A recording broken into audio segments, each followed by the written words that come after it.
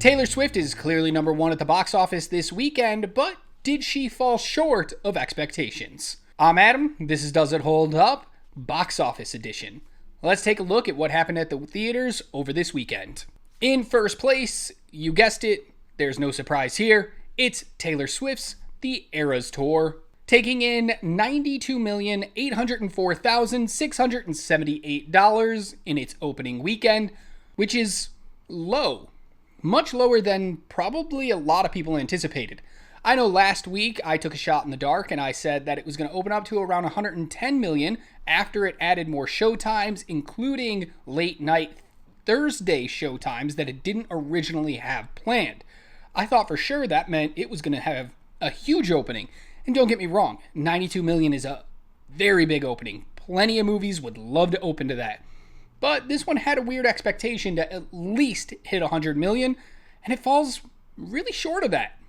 In second place in its second week is The Exorcist Believer with just under $11 million, a 59% drop, but it has taken in just under $45 million so far. In third place is Paw Patrol, the Mighty Movie, in its third week with another $6.8 million, 39% drop. Fourth place is Saw X, also in its third week, with another $5.6 million and a 28% drop. Pretty good hold from week 2 to 3. The Creator rounds out the top 5 in its third week with $4.3 million and a 31% drop. If you listen to the news show from last week, you'll know that I predicted Taylor Swift to open up at number 1, but at about $110 million. So she did open number 1, but fell really short of what I guessed. The Exorcist Believer I did have at second place. I said it was going to open up to 10 million, so a little more than what I thought. Third place, I did have Paw Patrol. I said it was going to open up to about 8 million, so relatively close on that one. I thought The Creator was going to pick up a little bit of steam here. I thought maybe Saw X, those first 2 weekends were like die-hard Saw fans, and it was going to have a big drop-off this third week.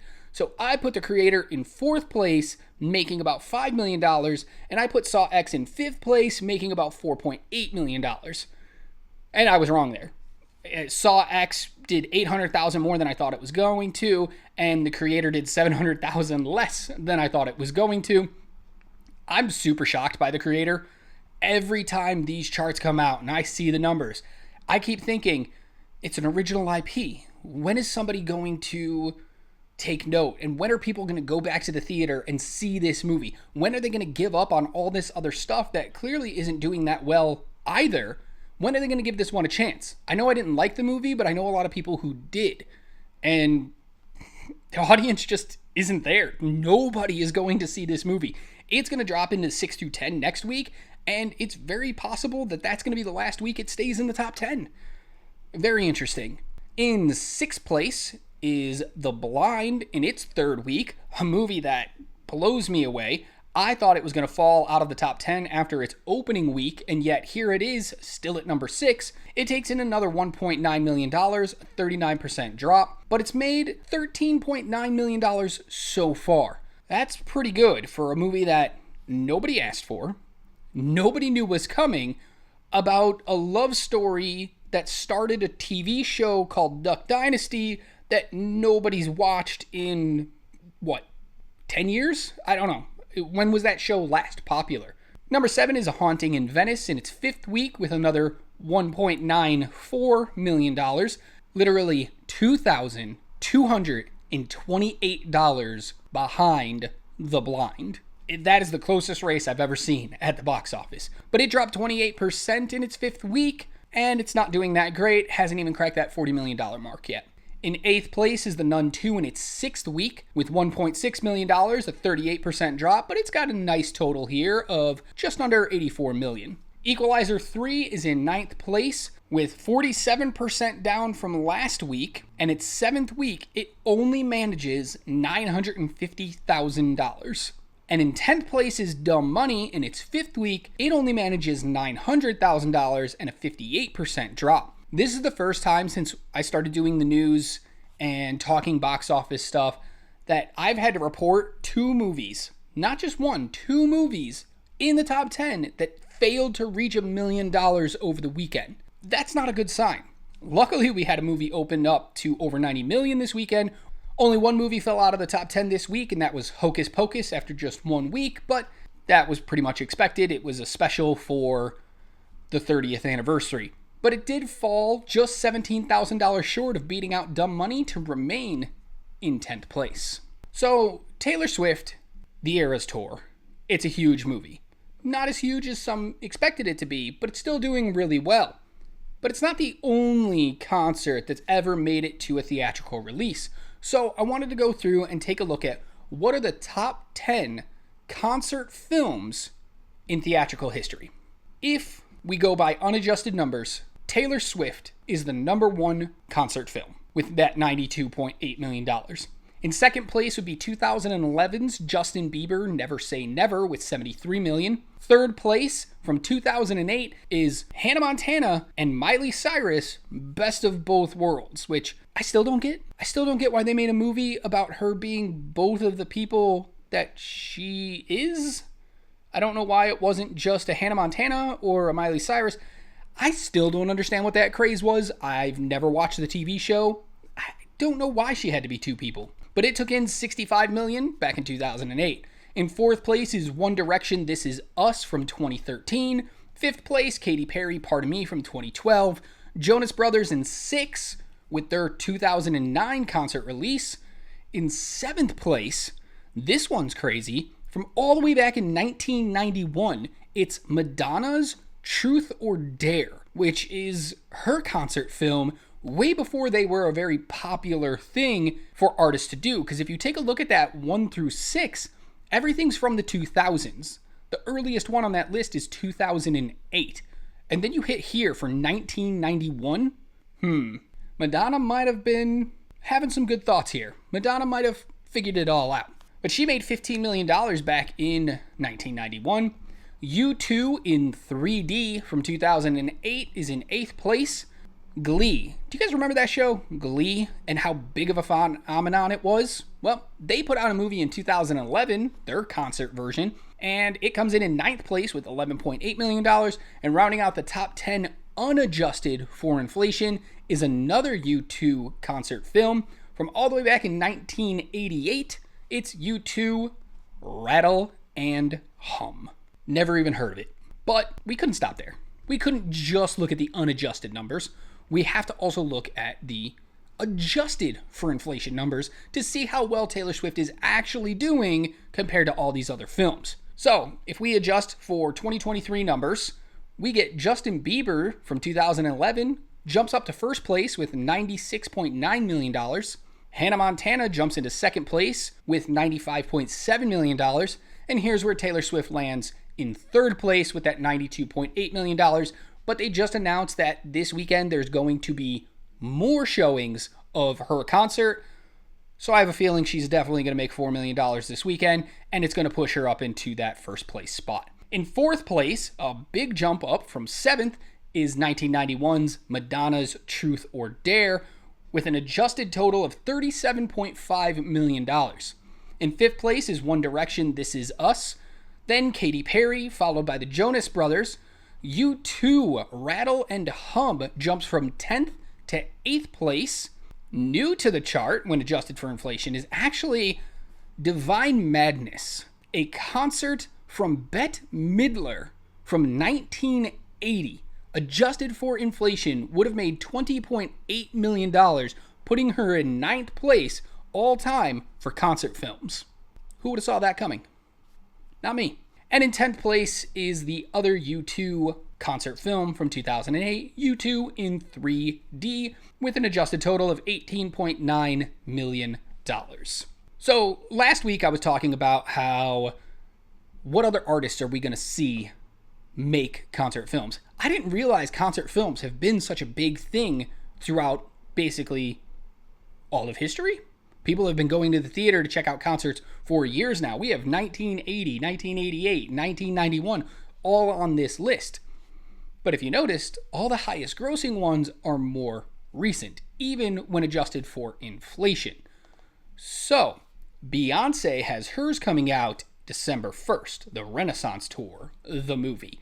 Where's she going to land on this list? Let me know in the comments below what you think unadjusted she'll land on this list. Do you think she'll beat Taylor Swift out for that number one spot? Personally, I don't, but I was wrong with how much Taylor Swift was going to make, so maybe I'm wrong with Beyonce as well. The last thing I want to touch upon when talking about the box office from this past weekend is a worrying trend that I know a lot of people have talked about over all the years, and I just want to put my 2 cents out there. Original films, original IP movies being played in theaters. So if you take a look at the top 10 from this past weekend, only one movie in that 10 is an original movie, and that's The Creator at number 5. Everything else on there is either based on a book, it's a sequel, the Eras Tour is based on Taylor Swift and her music, so it's not an original thought either. So that's worrying. Is it because studios aren't taking risks on new ones? Is it because audiences aren't going to see it? I don't know, but I wanted to take a little bit deeper of a dive into this. So I looked at 2023, and I looked at the top 50 movies from this year so far to see how many of them were original stories. Let me just tell you, I'm very disappointed in where a lot of this lands.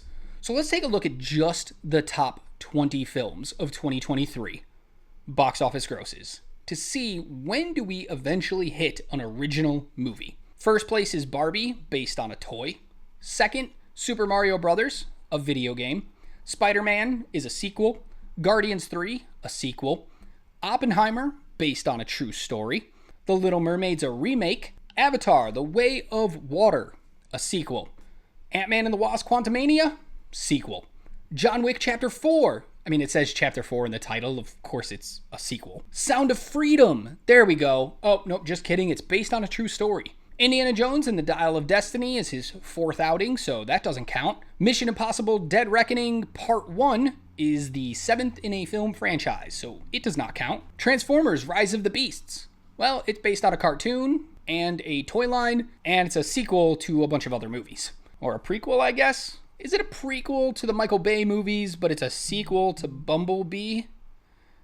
Man, the Transformer movies are just getting a little more convoluted and confusing each new one they release. In 14th place would be Creed 3. Listen, if there's a number in your title, it's probably a sequel, and Creed 3 is no different. It's a sequel to all the Rocky movies and Creed 1 and 2. 15th place is Elemental. There you go. That's our first original IP movie in the top 20 of 2023. It took all the way to 15th place to find it.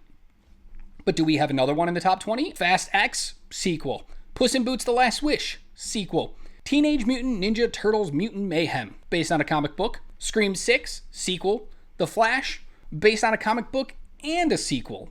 There's your top 20 movies of 2023 so far, and only one you can say is original. That's a sad state. But like I said, I wanted to go look at the top 50 movies. I'm not going to read them all out, but I did go look. And from what I found, there are only 7 original movies in the top 50 of 2023 that aren't based on something else.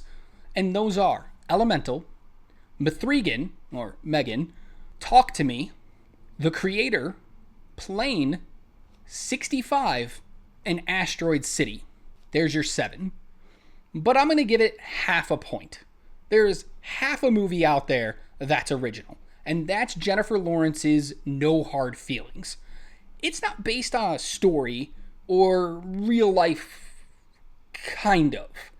It's based on a Craigslist ad that one of the producers saw about giving away a car for somebody to date their son, but that's just what sparked the rest of the story. So it is based on something that actually happened, but it's not the actual story of what happened. So that's why it's going to get that half a point. So we get 7.5 movies out of that top 50, which is only 15% original, new, fresh movies. Why, guys? Let me know. Tell me in the comments below. Is there a reason? What are studios doing wrong that nobody wants to go see these original IP movies? Megan was an entertaining movie. It did well at the box office. How come we're not seeing more like that? Are we going to start seeing new IP movies coming out after a few successes, or are all studios just going to fall back into, well, only one of the top 20 was original, so the only way to make money, make them sequels? I don't know. I hope not. I'm so sick of sequels. I get it. You want to revisit characters you know and you love, but why do we love those characters? Well, because they had an original movie at some point with a new story that was fresh, that we could connect to, and now we like seeing what they continue to do. If these studios don't put out new stories with new characters that we can connect to, the entire industry is going to fall apart. And now that the writer strike's over, hopefully somebody's got that next new idea ready to go. So, like I said, let me know in the comments below your thoughts on original IP versus sequels and remakes. And I will see you next week with more box office numbers. And until then, just remember to, well, first, like this video, share it with friends, and subscribe to the channel for awesome content. Or, click the video on the screen somewhere to check out more from me right now. And until next time, remember to be good to yourself, be kind to others, and keep watching movies.